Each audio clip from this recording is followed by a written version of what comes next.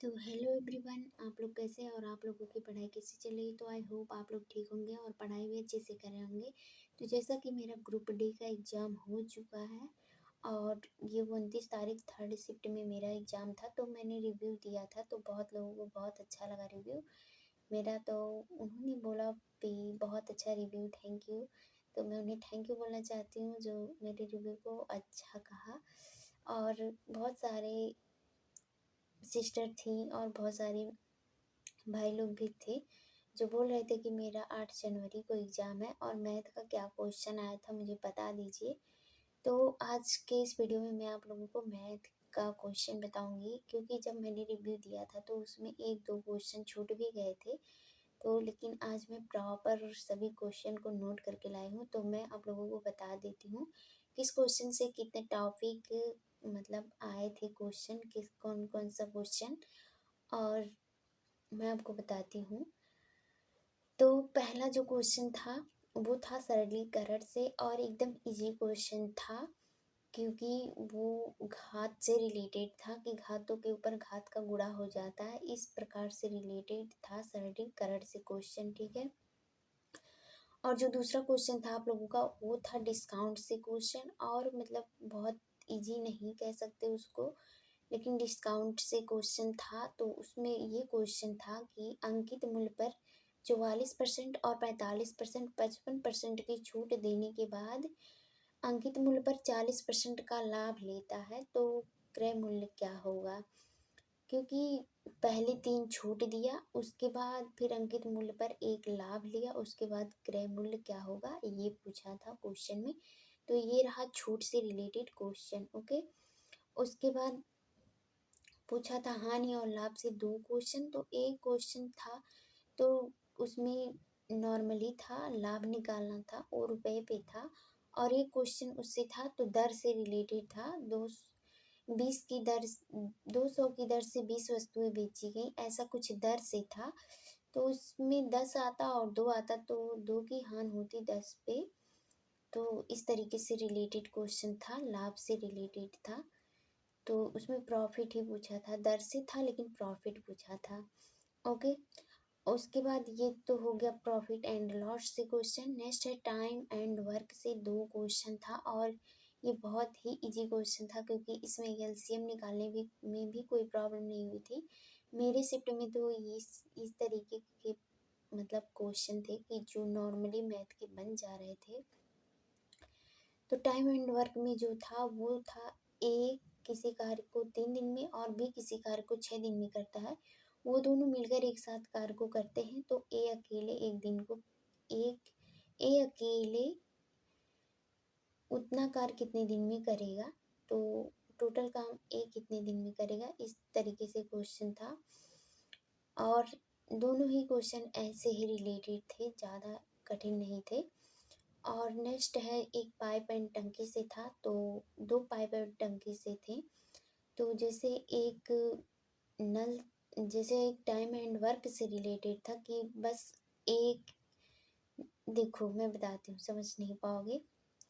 जैसे null and टंकी था तो ए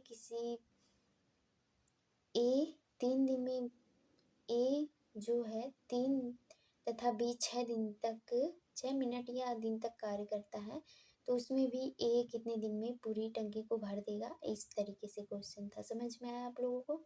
नहीं आएगा तो आप लोग मुझे कमेंट में बॉक्स में बताइएगा, मैं बता दूंगी वहाँ से। तो इस तरीके से नॉर्मल क्वेश्चन था वो भी। और एक क्वेश्चन था तो इसका जो आंसर था वो दशमलव में आया था, तो इसे मॉडरेट बोल सकते हैं, बट मॉडरेट कोई नहीं है। तो जो एक क्वेश्चन था 27 मिनट में 46 लीटर भर सकता है, तो वो 13 मिनट में कितना लीटर भरेगा, ऐसा ही कुछ था। लेकिन जो आंसर था वो दशमलव में दिया था सभी आंसर इसका। तो 27 मिनट में 46 लीटर भर सकता है कोई नल टंकी, तो 13 मिनट में कितना लीटर भरेगा, इस तरीके से क्वेश्चन था, ठीक है। और 2 क्वेश्चन था अनुपात से। तो एक क्वेश्चन था अनुपात से, ए बी सी का जो रेशियो था 2:5:3 के अनुपात में था, और जो इसकी थी 17,260 रुपये थे इसके। तीनों का रेशियो इतने के अनुपात में है तो बी का मान बताइए। तो 5 का मान बताना था टोटल सभी करके, बस बी का मान बताना था। तो ये इजी क्वेश्चन था। और एक था अनुपात से रिलेटेड, सिक्कों से रिलेटेड था। तो उसमें मतलब लास्ट में जो दिया था कि 5 रुपए के सिक्के कितने हैं, ठीक है, इस तरीके से क्वेश्चन था सिक्कों से। और औसत से 2 क्वेश्चन था। तो एक क्वेश्चन था कि इतनी संख्या का औसत इतना है और इतनी संख्या का औसत इतना है। और इसी से रिलेटेड था कि मतलब 5 संख्या का औसत अगर 50 है तो 6 संख्या का औसत 60 है, मतलब इसी से। तो दोनों का मल्टीप्लाई करके आप जब घटा देते उसको ना, तो वो आंसर ऑटोमेटिक निकल आया था। मैंने खुद ऐसा ही किया था।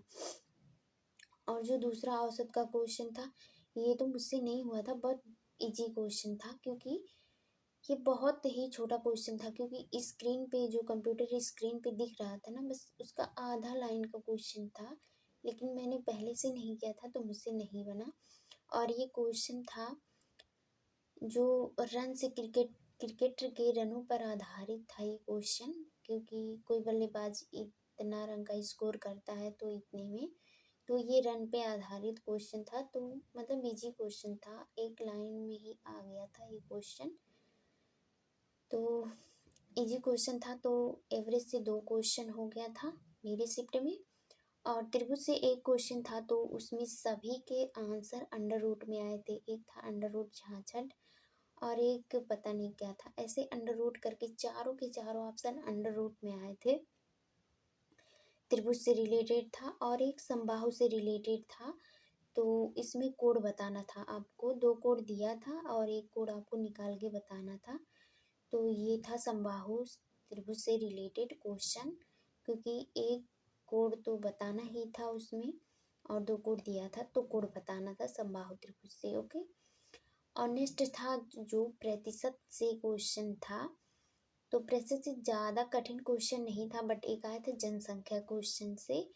तो वर्तमान में इसकी जनसंख्या यक्स है, 4 साल बाद क्या होगा, तो 1988 1989 इस प्रकार से दिया था। 1.5 लाइन का क्वेश्चन था, कंप्यूटर ने स्क्रीन पे देखने से।